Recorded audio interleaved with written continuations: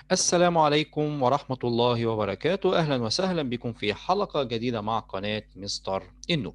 هنكمل الجزء الثاني من الدرس اللي احنا شرحناه المرة اللي فاتت. هنكمل الجزء الثاني وهو عوامل تشكيل سطح الأرض، وعندنا هي بتنقسم إلى عوامل باطنية وعوامل خارجية. بالنسبة للعوامل الباطنية طبعا عندنا في منها سريعة، حركات سريعة زي الزلازل والبراكين، وحركات بطيئة زي الانكسارات والالتواء.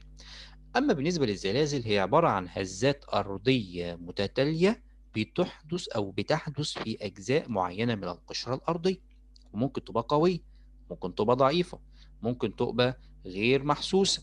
تمام؟ طيب، إيه نتائج بقى اللي بتؤثر عندما يحدث الزلزال؟ أو بصيغة تانية، تؤثر الزلازل في تشكيل سطح الأرض، حيث تعمل على تصدع القشرة الأرضية وتتشقق. فطبعا هنا بيحدث ايه؟ انخفاض اجزاء من سطح الارض فتغمرها الميه، يعني هتغرقها الميه، واجزاء اخرى ترتفع من سطح الارض فتنحسر عنها المياه.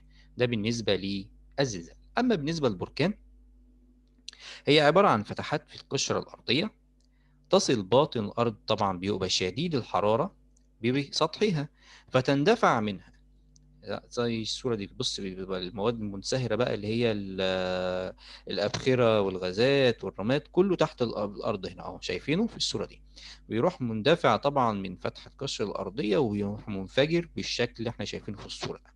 فبيترتب عليها إيه؟ بص بقى بيترتب عليها إيه؟ ها؟ إما بينشأ عنها جزر بركانية زي جزيرة هاواي، أو جبال بركانية زي جبل كينيا في إفريقيا، أو هضاب بركانية زي اليمن وأثيوبيا، أو تلال بركانية زي تلال أبو زعبل بمصر. وهنستكمل إن شاء الله في الحلقة القادمة الجزء الثالث والأخير من الدرس.